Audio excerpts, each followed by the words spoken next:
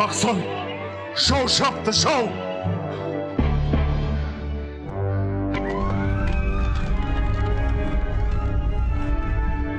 Sardar, beri endi keş. Olum sağan amanat.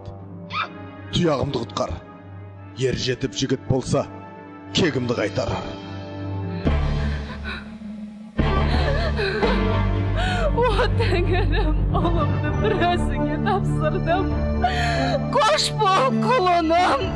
Жылдам, alıp ket balamdı.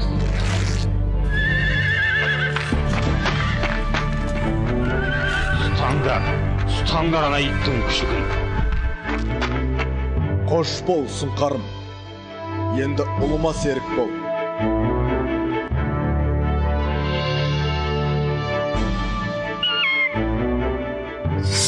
Başandar.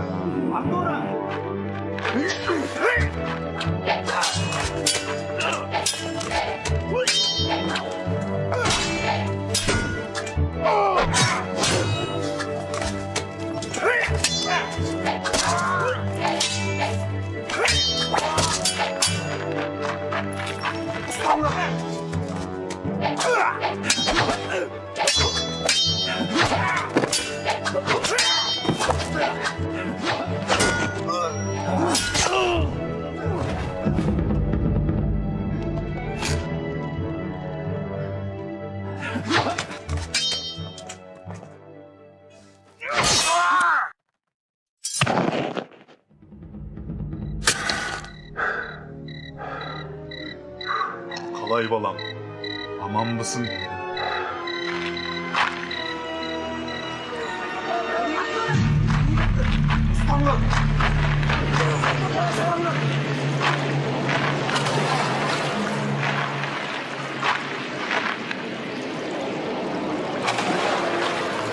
Бұл ханды өзеннен ешкімде тірі шыққан емес. Кет.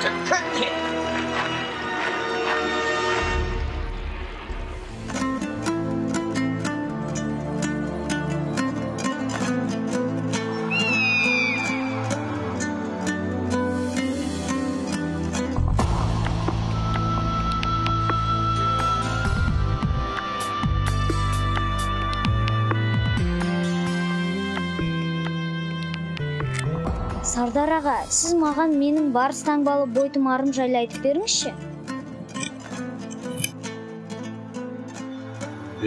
Балам, сенің 7-ші бабаң Бөрхан, жүрек жұтқан батыр, әрі аңшы болған.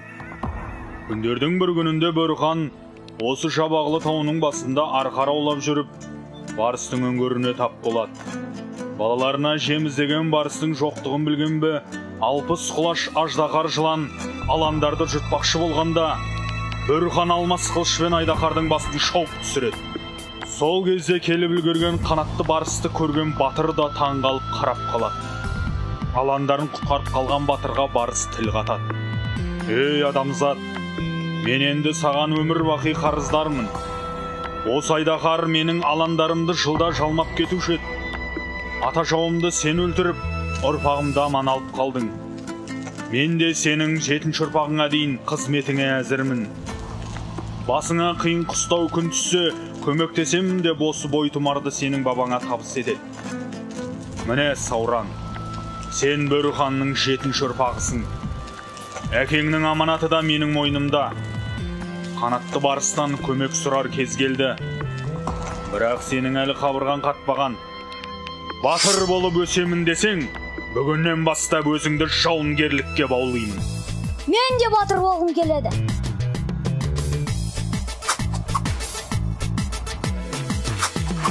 Жауынгерлік әдіс айла үйретсем, қылыш садағын найза менен түйретсем, өскеннен соң азат етіп елімді, дұшпанымның қабырғасын түйретсем. Құралайды көзге атар мергендер, оқ жонады әке көзін көргендер. Сенде балам батыр болып өсерсің, батыр болар ертең саған ергендер.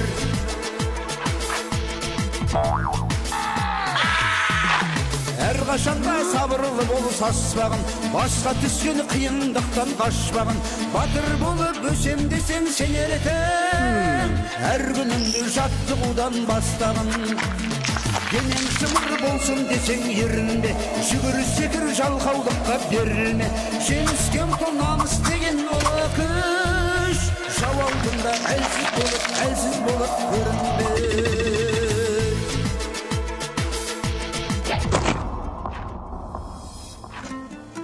Міне Сауран, сенің қанатты барысқа барар уақытың келді.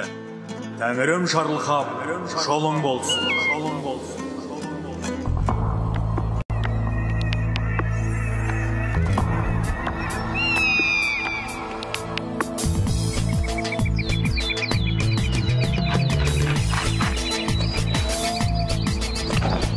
Ершін туған ершігі, қараптан қарап жатпайды. Ел намысын қорғауға, ерлікке өзін баптайды. Туған жерді жауынан азат етіп босатып, ел сенімін ақтайды, ел сенімін ақтайды. Ел үшін туған ер жігіт, еріні биде жатпайды. Жауына тастай түйініп, көк найзасын саптайды. Бес қаруын асынып, ұйқы көрмей күн-түні, жауына өрттей қаптайды, жауына өрттей қаптайды.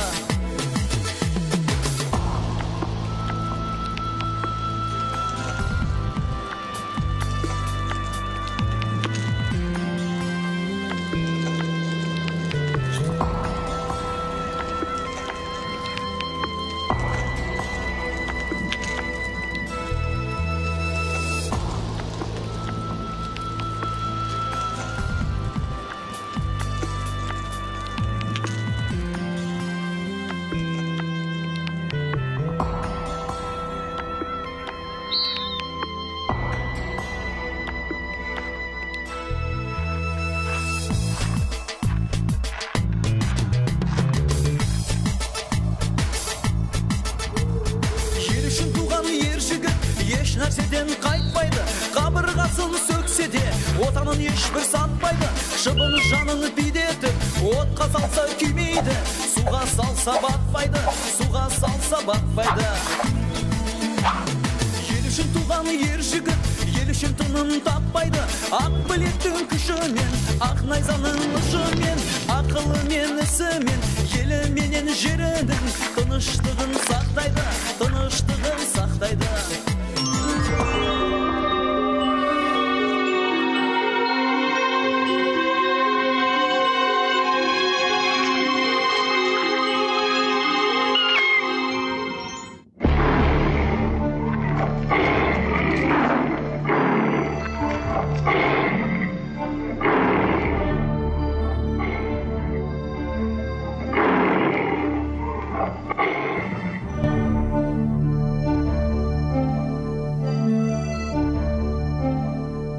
Адам баласы, сені бұл жерге не айдап келді?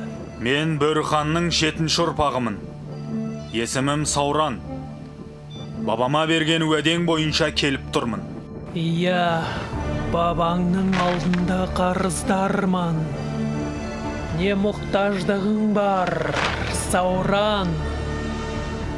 Көмектессең, жау қолында кеткен елім мен жерімді азат етпекпін. Батырдың 5 қаруы бойында болу керек емес пе? Мынау менің сыйым болсын.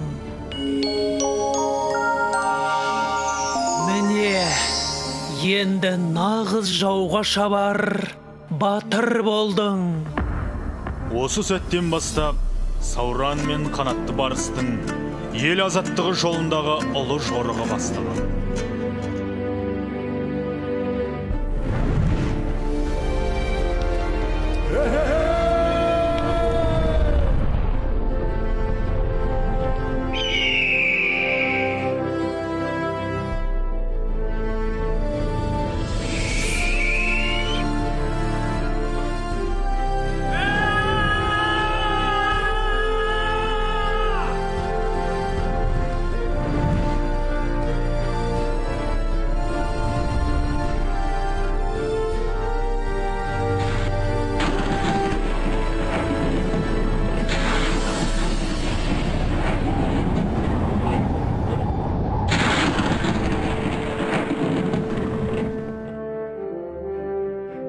Бұл қамал сенің жеріңді шауып, еліңе қасірет әкелген қара түнек батырдың шаһары. Атына заты сай, залым қаннан талай ел зардап шегіп, менмін деген батырлар ажалын осы жерден тапқан. Сол батырлардың бас сүйектерін қара түнек әдейі көз қылып іліп қойған. Енді мен оның басына қара түнек орнатам. Жарайсың, жігітім. Ал енді мені мұқият тыңдап ал. Сенің еліңе қара түнек неге түнде шабуыл жасағанын білесің бе? Себебі ол түн баласы, түнде оны бүкіл қара күштер қолдап, қара ниетін жүзеге асыруға көмектеседі. Сондықтан да ай толған кезде оны жеңу мүмкін емес. Бірақ Сауран, сен де осал жігіт емессің. Менің саған берген қалқаным мен семсерім жай қарулар емес. Ұлыстың ұлы күні күн нұрына малынып, ай жүзіне шыңдалған қысқа семсерің жауға шапқанда 40 кез ұзарады. Ал менің бейнем бедерленген қалқан, сенің жеті бабаңның баталары дарып, періштелердің дұғасымен қапталған. Бұл қалқан сенің қорғаушың, әрі қолдаушың болады.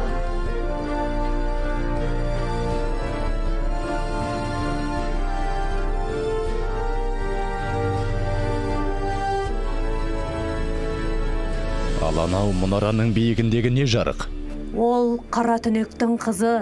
Ай десе аузы, күн десе көзі бар, Айсұлудың тұрағы. Көркіне ақылы сай, қыз әкесінің залымдық істеріне наразылық білдіріп, сол мұнарада оқшау тұрады. Сен мұның бәрін қайдан білесің? Мен тау қожайынымын. Бұл өлкенің жаңалықтарын маған жүйткіген жел жеткізеді. Тау қырандарынан бастап, түз тағыларына дейін бүкіл жан жануарлар менің алдымда бас ет. Сонда Айсұлу тар қапаста қамалып отыра бере ме? Жоқ, ай нұрынан жаралған Айсұлу өзінің құйрық жалы төгілген ақ бозатымен әр түні үркер ауғанда қамал сыртына серуенге шығады. Оны екі жағынан екі қабылан күзетіп жүреді. Олар қызға тірі жанды жуытпайды. Жарайды. Алыс жолдан келдік емес пе? Таң атқанша тынығып алайық.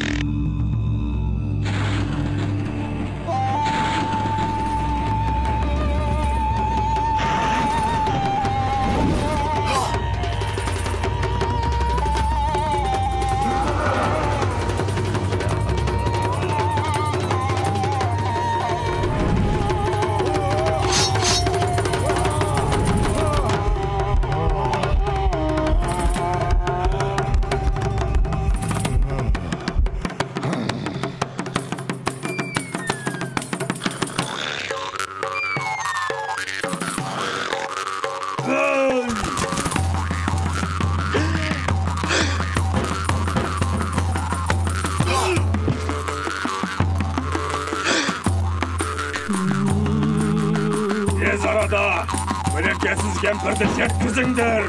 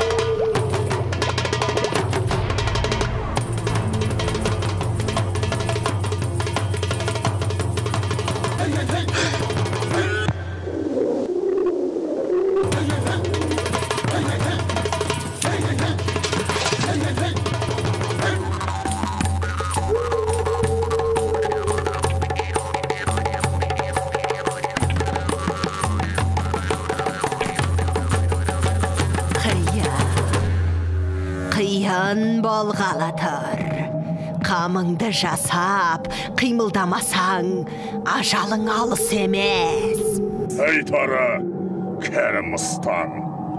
Мені жеңетін жау әлі туған жоқ. Қаншама батырсынған жандардың бастары әне ілулі тұрған жоқ па? Сымды бұлай жорғаны үшін сен де басыңнан айырласың. Жетер енді 300 жыл жасағаның.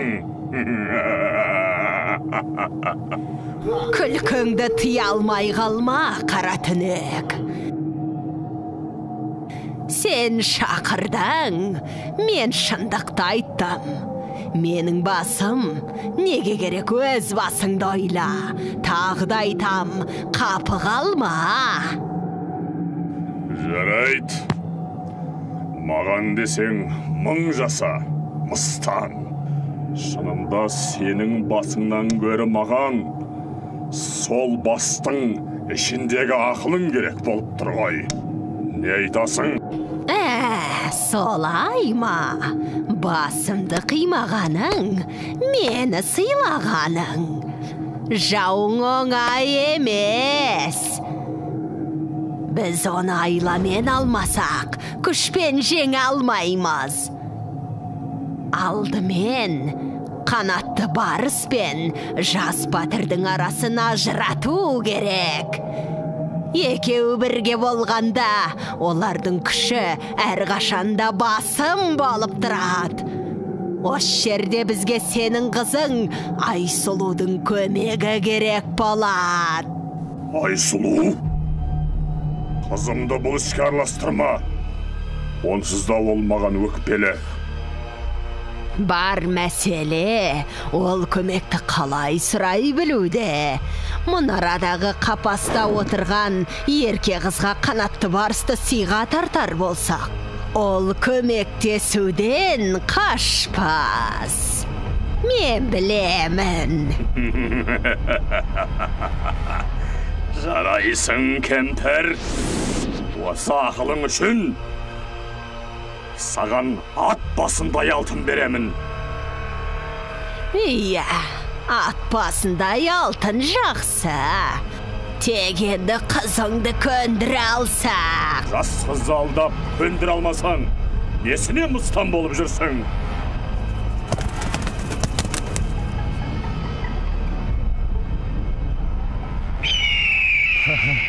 Сен менің сенімді серігім едің ғой. Сонау мұнарадағы Айсұлудың тұрағын көріп қайтшы.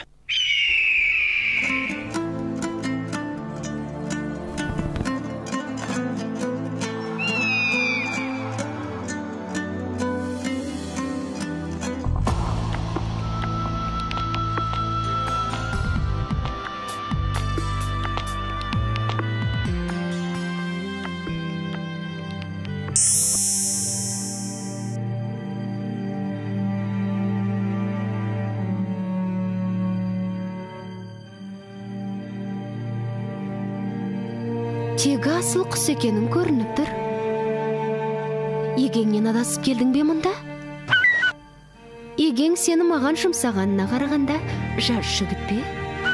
Көріксіз болар.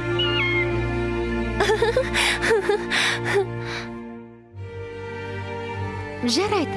Сендей асылды ақылды құс төресінің егесі де жаман жігіт болмаса керек. Оған мына кеселі орамалда барып бергейсің. Мен әр түні үркер ауа қамал сыртына серуенге шығам.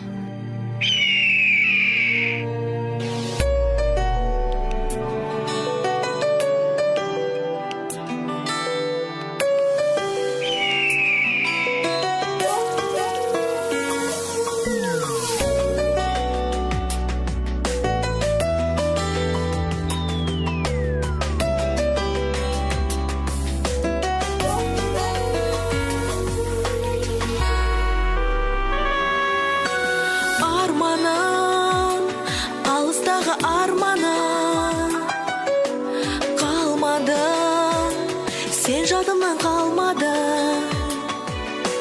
таңдадым, саған қарай самғадым. Сағым болып алдады мені, барма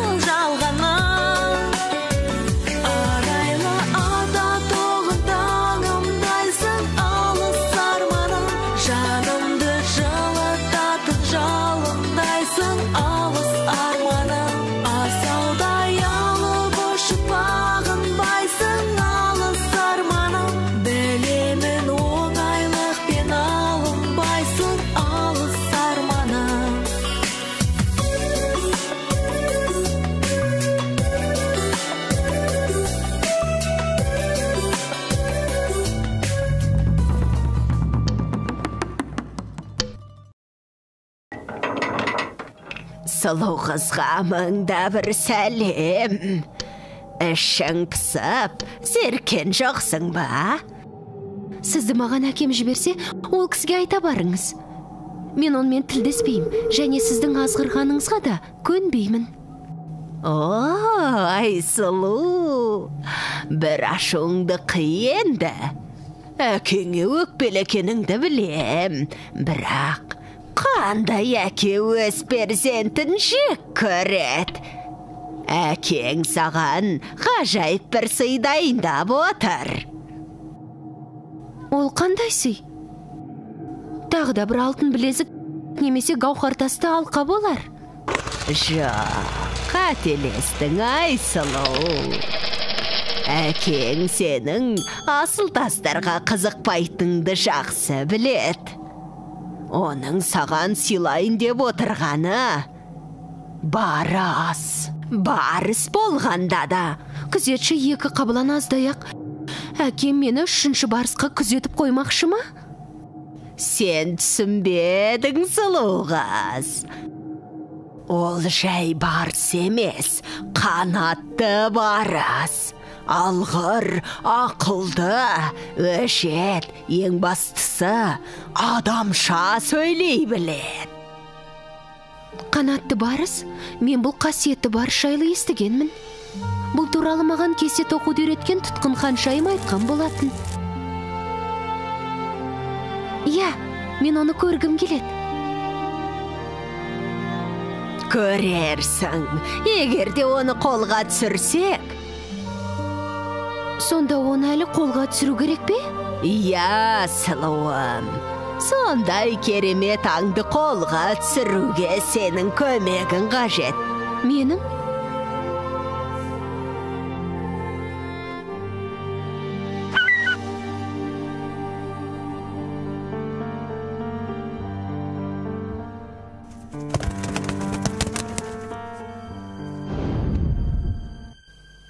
Бұл кездей соқтық ба? Әлде анашым әлі күнге дейін тірі ме екен? Тірі болса қайда? Осы қамалдың қай жерінде? Қайткенде де бүгін түн ауа Айсұлуға жолығып, мән жайын сұрап білу керек. Сауран, маған жаңа ғана байғұс қыз жаман хабар жеткізді. Айсұлуды әкесі жан адам бар алмайтын биік құз басындағы бәйтерекке байлап қойыпты. Қас қарайғанға дейін қатал әке жүрегі жібімесе, Айсұлуды сол маңдағы торулдаған ит құсқа жем болары анық дейді. Жоқ, мен оны қалайда құтқаруым керек.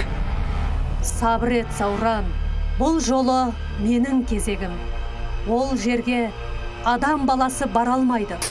Айналасы өткелсіз, шыңырау құз. Мен сенімен бірге барам. Жоқ, Сауран, маған сенсең, күн батқанша Айсұлуды босатып, осында алып келемін. Екеуіңді бірдей көтеріп, шыңырау құздан ұшып өту мен үшін ауырлау екенін түсін. Жарайды онда. Жортқанда жолың болсын.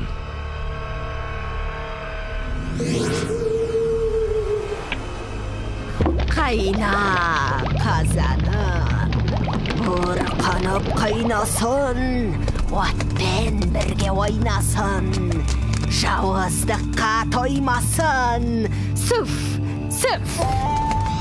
Шындарыңды шақырып, сілелерін қатырып, шыргөбелек айналсын, қазанымда қайнасын.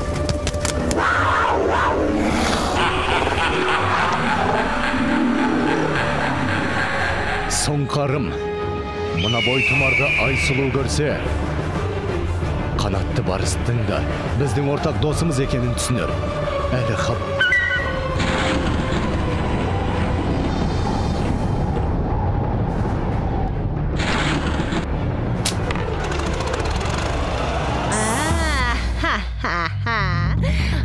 Басындай дегенің қайда? Мынауың жаңа туылған құлынның басындай ғана емес пе? Құлыншақ өскенде ат болмай ма? Төріңнен көрің жақын тұрғанда, саған алтын неге керек? Я, қызым, кел. Уәдеңді орындап, маған деген сыйыңды берсеңші. Әлгі мысықты ма? Иә, мен оны көргім келеді. Еркіндігінен айырылған ол, қазір ызалы ғой. Сені тырнап алар. Оны біраз жуастап, қолға үйретейік. Сонан соң ала ғой. Тағы да уәдеңді бұздың ба, әке?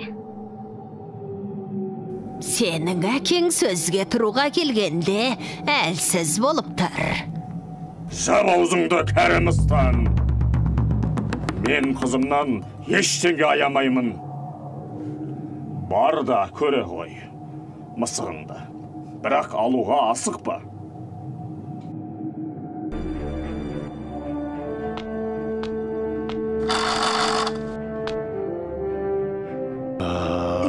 Сен енді боссың, мыстан. Көлеңкең сияқта. Өзіңде көзіме көрінбей-ақ қой.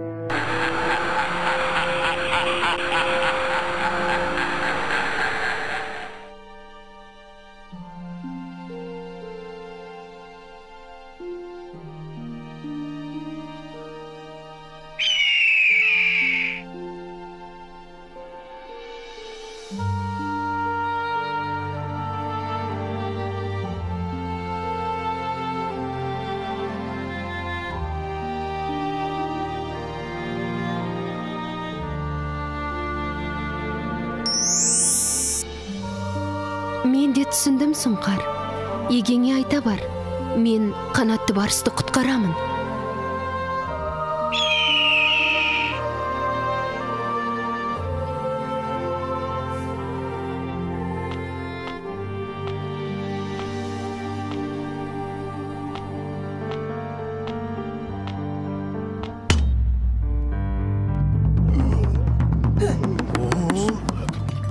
Жылдам, ашыңдар тыңданды. Кешірім өтінем, қасиетті барыс. Енді сенің жолың ашық. Сені азғырғандардың кім екенін білдім. Сондықтан да мен сені кештім. Бірақ енді сен менімен бірге кетуің керек. Мені босатқаныңды әкең естісе, сені кешірмейді.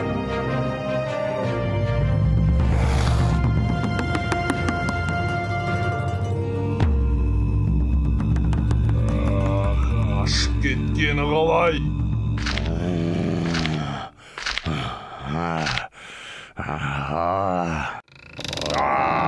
Сендер айғарап жүрсіңдер ме? Ей!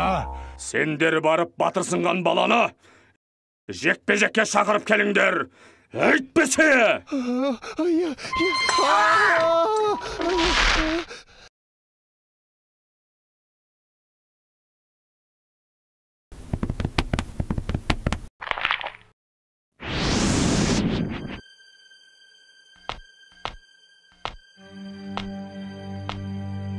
Келдің бе, барысым?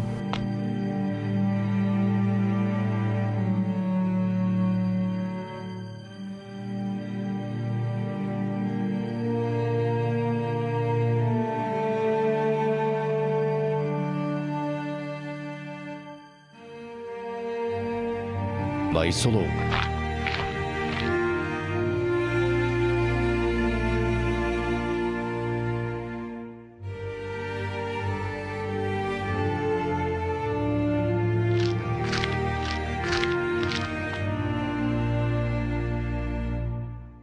Сауран, сенің анаң тірі. Оны менің әкем өзгелермен бірге қапаста ұстап отыр. Мен кесте тоқуды сол кісіден үйренгенмін. Қара түнек сені жекпе-жекке шақырады, жекпе-жекке! Қара түнек айта барыңдар. Мен дайынмын.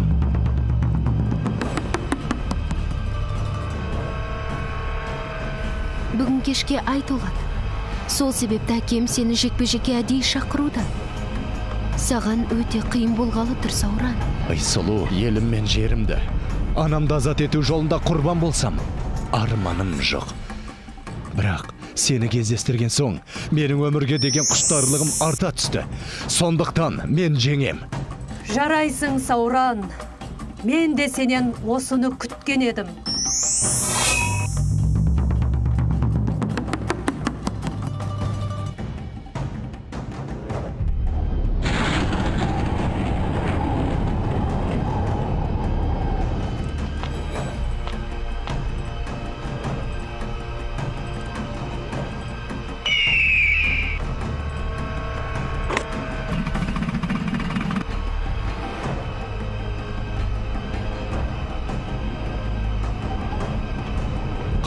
Түнек! Мен келіп тұрмын. Шық жекпе-жекке.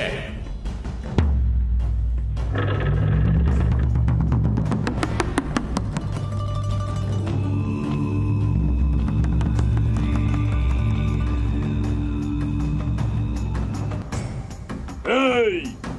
Ажалына асығып келген батыр сен болсаң, есіміңді айт. Кімді өлтіргенді біле жүрейін. Мен Сауранмын. Ал сен менің елімді шауып, әкемді өлтірген жауызсың. Сенген айың анау болса, соңғы рет қарап ал. Ертеңгі туған айды сен көрмейсің.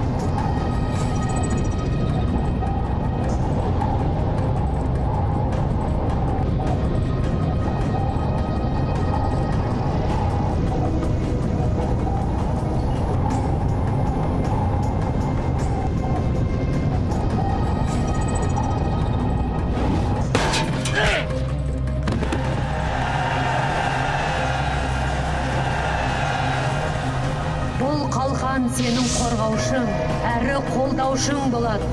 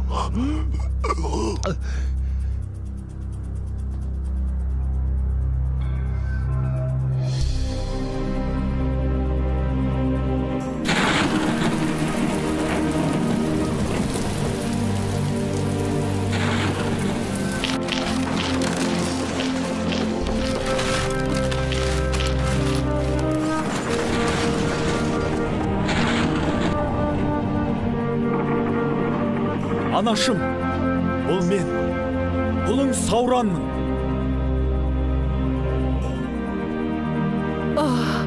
Анашым.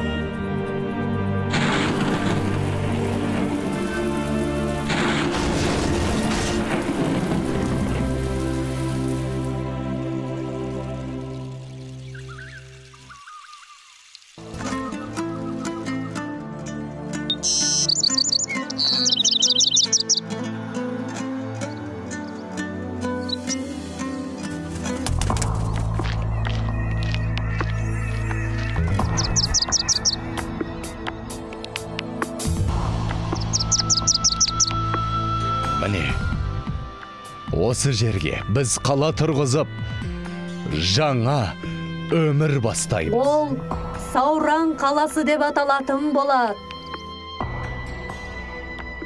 Ал достым, сенмен қоштасар сәт келді. Мен сенің елін ақылмен басқаратын әділ хан боларыңа сенімдімін.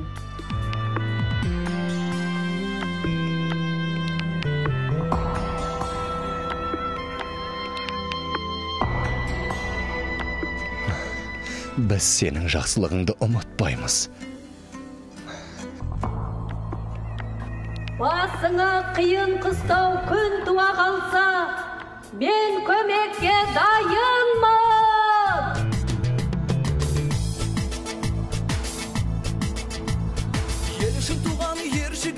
Барысым, менің ұрпақтарым өзіңді қастер тұтып өтеді.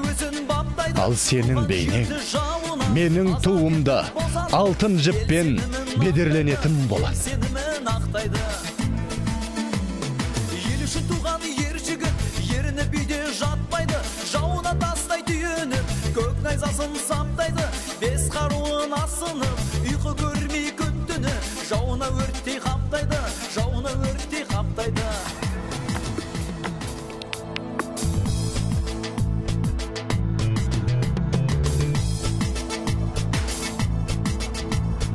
Ел үшін туған ер жігіт, қараптан қарап жатпайды, ел намысын қорғауға, ерлікке өзін баптайды, туған жерді жауынан азат етіп босатып, ел сенімін ақтайды, ел сенімін ақтайды.